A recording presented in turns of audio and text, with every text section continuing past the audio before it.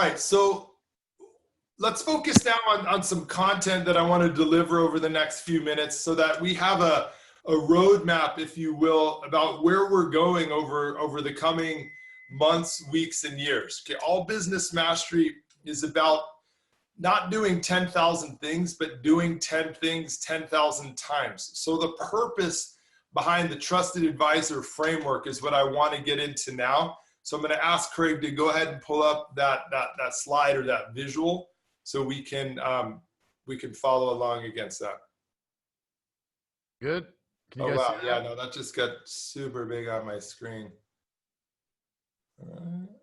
So hold on just a second here. Let me get my piece set up. Okay, cool. Can everybody see that? Okay.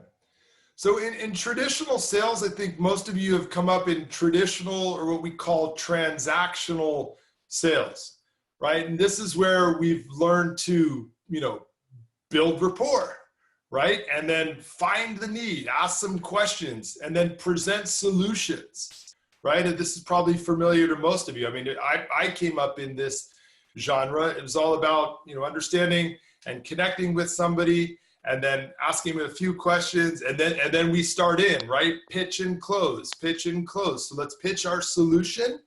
Let's go ahead and close them. And then what happens is then we haven't sold them. So we're forced to overcome objections. And if you notice in this pyramid where we're spending the bulk of our time, it's on commoditization, right? We're comparing price, especially in this insurance world where, insurance is a commodity. We're being pressed to compete on price. We're spending the bulk of our time in these traditional transactional sales, competing on price, overcoming objections, and working to close. The focus here is on closing the sale. And that doesn't work anymore. It doesn't work, in any aspect of your life. Think about any of the things that you're buying outside of here, whether they be on Amazon, whether they be from Apple, anything that you're doing, we're no longer into this type of sales. Yet in insurance, we're probably, if not the most antiquated sales industry on the planet, probably second most, maybe only to auto sales. But friends, truthfully, that's where we've been pegged. And it's our more obligation in this group to shift that. And that's why our outcome, and it's funny, we believe that it's possible that, Allstate took it from us, but the reality of it is this is all so fundamental anyways. The whole idea of a trusted advisor has become common vernacular, but nobody's built a specific structure around it. So in a trusted advisor relationship, we have to create clients, right? In a transactional relationship, we create customers. And I've heard a lot of us refer to customers. I want you to write this down, but then burn it and throw it away. Customers are transactional. There's no value in a transactional relationship. It's highly commoditized. We're forced to compete on price. So I want you to write this down. I, Name, as owner of Name Insurance Agency, do not have customers. I have clients. Clients are under the care and guidance of an expert. Clients are under the care and guidance of an expert. Think about in your world, whether it's your financial advisor, your spiritual advisor, your religious advisor, if you go to couples counseling, whatever it is, you're relying on somebody's expertise to transform your life. This is who you must become. This is the value your agency must represent to be a value-driven business. So this is critical. So the focus in a trusted advisor relationship, the focus is on what's most important to the client, their needs, their outcomes, right? Likely the safety and security of their family and assets, but it varies from person to person. But your role as a trusted advisor is to uncover what's most important to your prospect And once you've done that, if and only if you can meet those needs, do we enroll them for an insurance policy, right? So we've talked about this at length on the calls that I've been on, but price is only an issue when the value is not clear, right? Think of some of the most valuable brands on the planet, and some that come to mind, you know, Apple, Nike. If you haven't read Phil Knight's Shoe Dog, this is a tremendous book about this framework, right? I mean, and again, everybody's got a different spin on it, but the framework is the same. You must innovate. But the importance being is that we'll pay more to live in Nike shoes, to use Apple products, because it's so valuable. Apple's not in the technology business or the phone business or the computer business. They're in the business of transforming our lives and making them easier, simplifying them. We need to articulate for you guys the business that you're in. You're not in the insurance business, right? We're in the business of bringing value to and protecting the lives and assets of our clients. That's the business that we're truly in.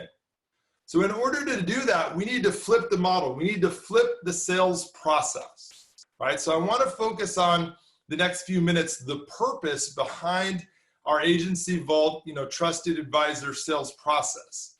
Before we get into the 7-step process, which is here, this 7-step process represents 20% of the equation. That's the strategy. The 80% of the equation is going to be the psychology. That's what we're going to focus on for the next 4 weeks, is the psychology, the mindset of the trusted advisor, who you must be to lead your agency to the promised land, and who your LSPs must become to add maximum value to their clients, to your clients, okay? So in order to do that, we've got to focus on first mindset and preparation. I'm just going to go over some key concepts for that, but that's who we bring to the table, who we show up as. Our preparation is going to focus on simplifying clarity around what's most important to your client, not us, but them. Having the client perceive that we understand what's most important to them. Have them understand that's our focus. And guess what? They're not going to want to go there. They've been so entrained to focus on value-less sales that they're going to be focused on rushing you in commodity. But you owe it to yourself and them and the business that you're building to not let them take you there. All right? So have the client perceive that you understand what's most important to them. Have the client perceive that you can take effective action on what's most important to them. Right? Knowledge isn't power anymore. Execution, action trumps knowledge every day. So they need to feel and understand that, okay? And then clearly and powerfully frame the conversation so that the focus is on the most appropriate issues and concerns around their insurance needs, not price, not commoditization, right? This is critical. And then set clear outcomes for the call. We're going to talk about setting clear outcomes for the call, and then how do we build and maintain trust throughout all of this.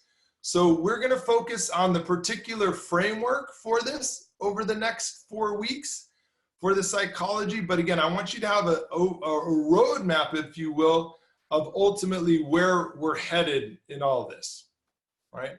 From there, we go to the 7-step trusted advisor process, and this is focused on these steps, right? So Craig has the pyramid up there. First thing that we focus on is creating our desired outcomes. If you look at this, and I think Craig is going to circle some of these things or draw some attention to it, but when we shift our focus, this is a critical step. Our reps and ourselves, we need to really focus on shifting our focus away from our preoccupations, right? Our preoccupations for the call are that we hit our numbers, that we hit our bonus, right? For reps, that they hit their quota, they hit their outcome. We need to move away from those preoccupations and focus instead on the client. We need to have a strategy for creating and maintaining a clear focus on the client's needs, not our own. And to do that, we have to make sure our psychology is right. We've got to create a state of presence to engage with the client. Again, that's what we're going to work on over the next 4 weeks is what does that psychology look like and what does that physiology look like? Who do we show up? And then we want to enter the interaction with interest, openness, and curiosity, right? People respond to people who are interested in them as opposed to people who are interesting. And then we're going to declare the outcome for the call. So from the beginning, our prospects know where we're taking them. Okay. Then you'll see as the next step, establishing rapport. This kind of matches, it plays along with rapport on the other side, but if Craig can draw a line from our rapport over to traditional rapport, look at how little time is spent on rapport in a traditional sales method. This is where we say, how are you today? When you know they're aggravated, they're not great because they didn't want to hear from you. Or we say, oh, I noticed you went to the same college that I did because you did 5 minutes of research on the internet. Or worse yet, you ask them how the weather is where they are, right?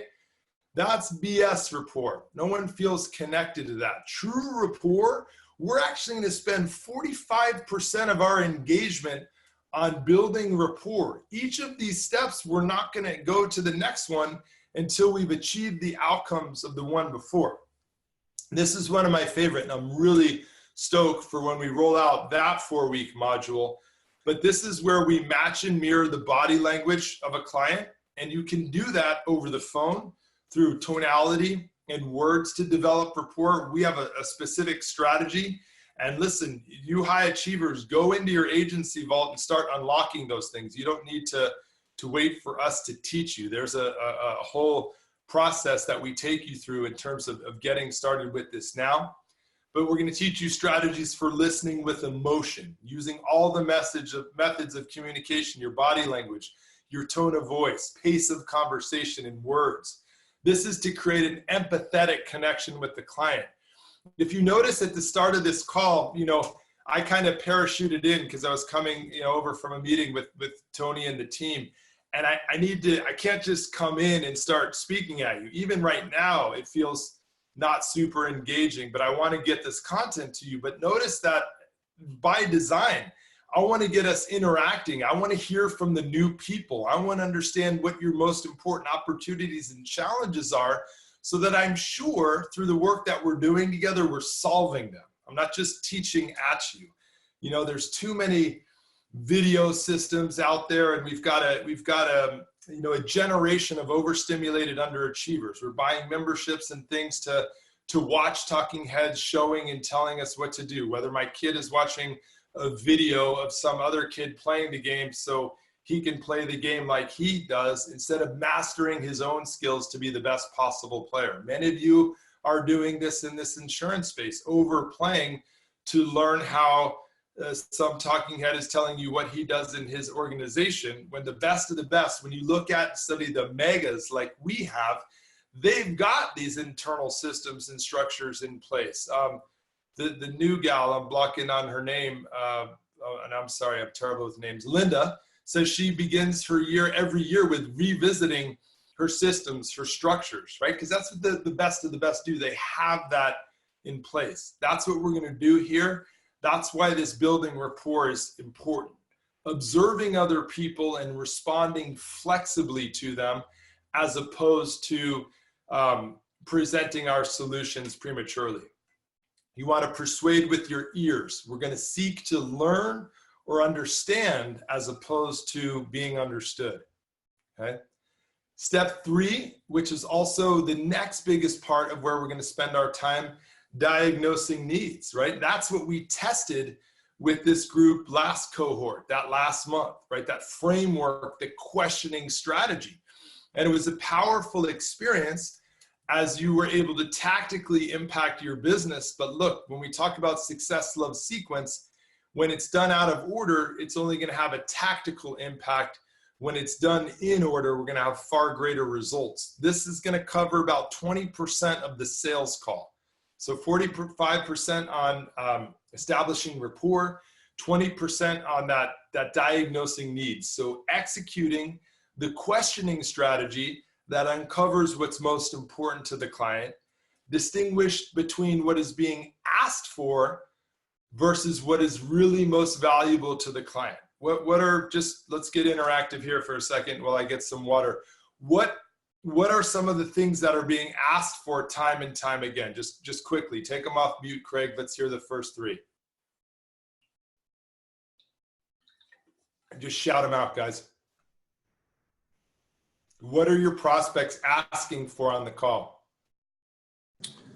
Off guard, but the office door was open. Can you just? How much does it cost, right?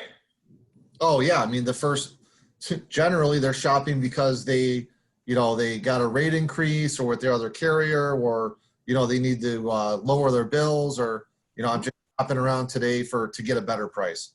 Right. Yeah. What else? Someone else throw another thing. What's being asked for on these calls? I want it now and as fast as you can give it to me. Right. And behind all of this, what, let's rattle off, and this is a harder question, but I want you to come and play full out with me because I'm just teaching at you. What is really most valuable to the client? What are you hearing when they've called and they've got to place a claim and a family member is injured or somebody's hurt or a structure is damaged? Their protection that's most important to them in the end. Yeah, who's that?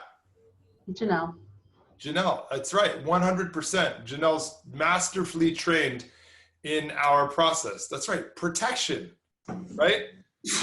In those moments, those calls that we're getting, how is the emotion high or low? During the claim process, it's definitely high. Very high, right? And now they're wanting and needing and connecting. All of a sudden, they need you, right? This is something that's really important to them. They're not saying, oh, hey, I don't understand why I don't have money to pay for my child's hospital bills. I beat you down. I got a lower price than I got from you from Geico, right? Those things aren't important, but they're going to bring that to you. Price, they don't have enough time. And your role as a trusted advisor, and ultimately your LSP's role as a trusted advisor, is to not give into that. They cannot fall prey to that and sell insurance, because your value and impact, and this makes me crazy, and this is why I was so happy to enjoy this space. It's really fulfilling working with Tony Robbins and all of our clients who get this stuff.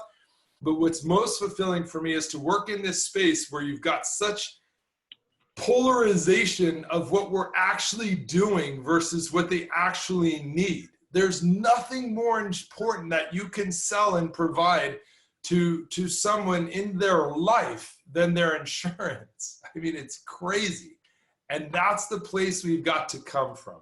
That's where we've got to distinguish between what is being asked for, them owning and running the call, and what is really actually needed, okay?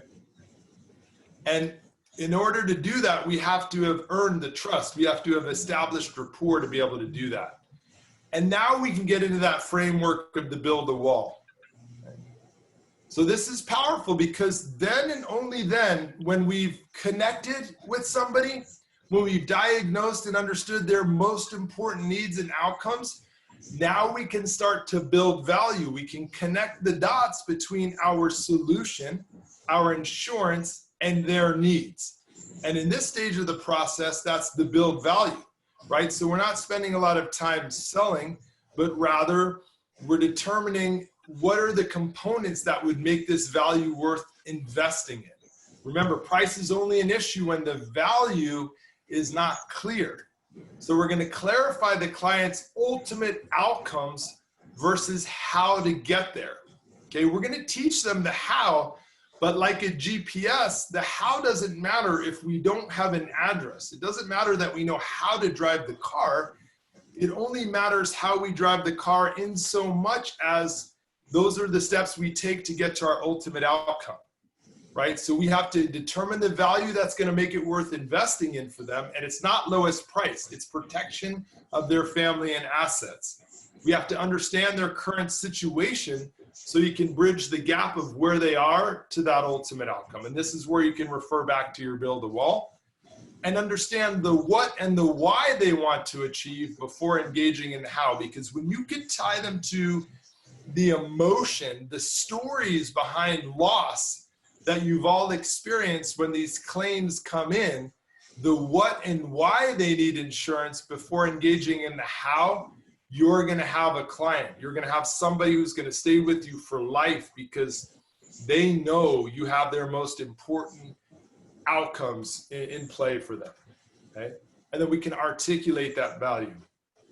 And then a critically important step in sales is called the turn, right? The turn. So where we go from a consultative person understanding everything to turning towards enrollment. And this is critical.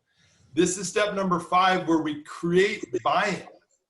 This is where we get the prospect to define and articulate where they're going, the outcomes, again, before figuring out how to get there, which are the policies. The policies become the how, which is only relevant if it serves their outcomes. If we're prematurely quoting, we're not serving their outcomes. We have to be able to articulate to them how our policies are going to meet their most important outcomes. And then in creating buy-in, the client articulates that value back to you in your own words, in their own words, excuse me. The client articulates their value that's going to make it worth investing in, both in quantifiable and qualifiable ways. That's going to make it worth investing in with you, right? And this is a powerful thing. And, you know, Craig and I go way back on this, but this is when you say, you know, something like, you know, Andrew, I'm curious, based on all this, why is this something you must go forward with? And you can't dance around it, right? People are like, oh, I could never ask the prospect why they must go forward with this, why they must enroll for this policy. The reason there's so much fear around asking that question is because in the old school methodology, you know that they're going to respond with, well, I'm not sure, or you tell me, or it's too expensive. They're going to fire off objections because you haven't uncovered all this. But when you get to the turn, and when you've done steps 1 through 4 masterfully, they will articulate, well, gosh, Andrew, as we look at it here, I'm uncovered by 100,000. If my daughter was to get into an accident and get injured, or worse yet, injured someone else, I'd really be exposed. And they start saying, boom, boom, boom, boom, boom, boom, boom. And they're articulating for themselves. And guess what? When you've done that well, you get to skip a step, guys. You get to skip overcoming objections because they've enrolled themselves. And you move to step 7, writing policies. And to pin them down, you ask them, how is this decision going to impact their lives? So we're further ingraining in their own words. And then you take those notes into your system so you can come back to them at renewal time, right? And that's when you get the new business checklist, set expectations, and things like that. And it's going to take some time. Initially, the majority of the time you do this, you won't have done it well enough that there won't be objections, but that's fine. You will have built so much value, the objections will become few and far between. If we go back to overcoming objections, look how small that is.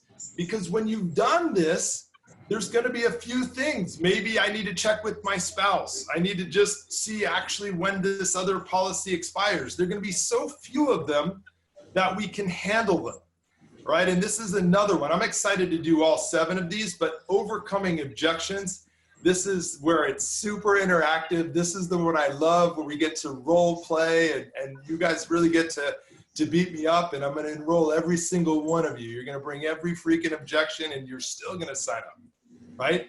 Because I don't expect objections, but I'm prepared. I'm excited about objections. Like, oh man, I didn't do this one perfectly. Look at this little hole here, right? And I'm not resistant to them. I welcome them. I have such great rapport with them that the client is just asking clarifying questions instead of objecting. Well, help me understand, what was that piece again? How does that work? We're going to use pre-frames to bring up the most common objections in advance. When we do that module, we're going to be all overwhelmed about objections, and there's only going to be 2, 3, 4, 5 max. But we're going to implement another framework, right? A 7-step process for handling any objection. But I don't want to just give it to you out of context, because it only works in its right order. You can't skip to that step, because then you get back to the salesman over here on the left who's overcoming objections all the time. That's why we do this. That's why there's an order to it. So I'm super pumped. You know, let's get them, or point out to them, Craig, where this pyramid is, where the framework is, so they can kind of own that between now and next call. You high achievers can get into your agency vault and start watching these videos, because it's critical that we break these out, you know, over the coming weeks and months. Again, this is your black belt training, all right? It's literally, when we do these 7 or 8 things 10,000 times, the game will change. That's all Tony's doing across all of his businesses, is applying the same framework and methodology to it, overlaying who he needs to be to lead those businesses. So let me just pause for a second. In the few minutes we have left, you know, this will probably be the most one-way, you know, call we'll have ever, because I want to build out the purpose behind it. But I would like to enter, you know, end with some interaction. Who has questions, feedback, comments? Either way, let's dive into that. If you want to open up the mics, Craig. I am unlocking their mics.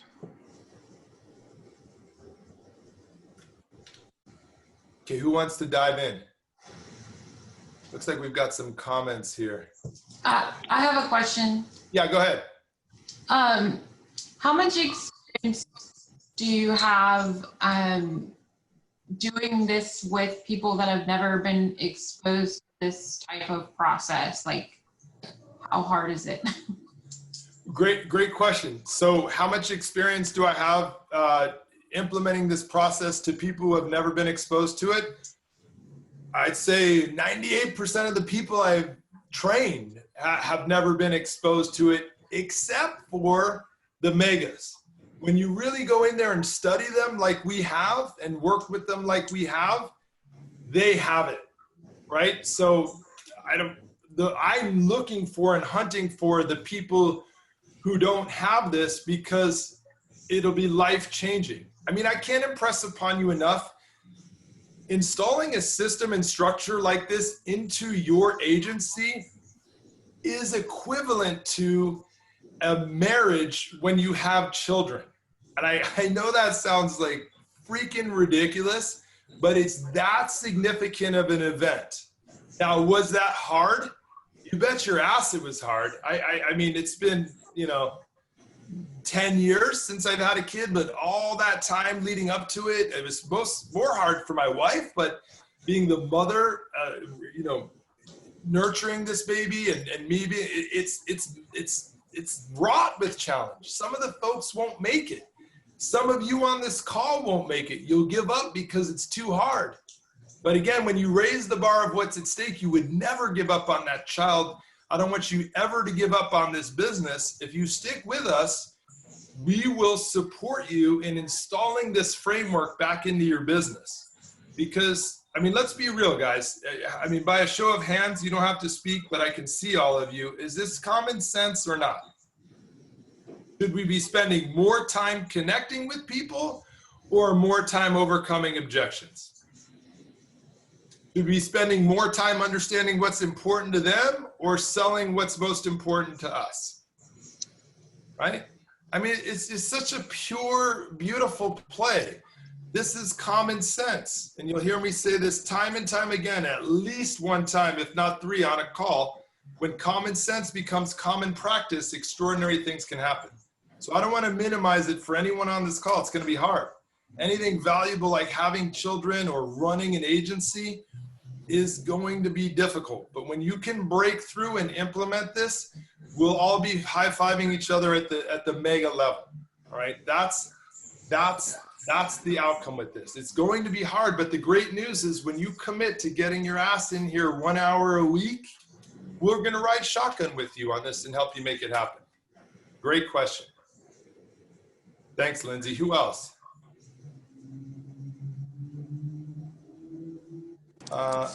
Travis is Neil, a bit can- quiet today. Someone Yeah. spoke. Ryan, Yeah, go that ahead, was- man. that was- yeah, I was just curious. You know, this is really helpful that, you know, when you're looking at the pyramids here, because it talks about the psychology. And I think my experience has been that it's really helpful to understand the why. Yes.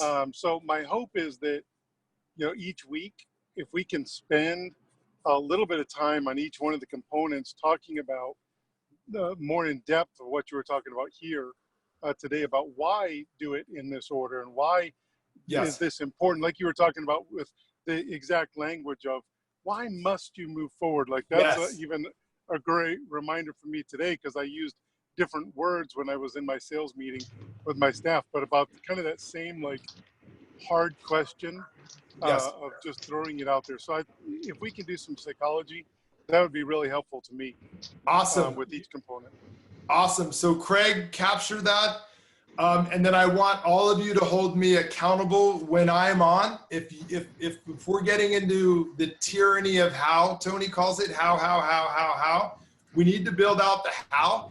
But if you ever have any questions, my commitment is I want to bring the purpose, the why behind it first, have us understand the what, the outcome. So why, purpose, what outcome, and then we'll build the how to get there. But if I've fallen into the tyranny and I haven't explained the why behind something, just call me out on it, right? And maybe I'll not do that sometimes to get you guys more interactive.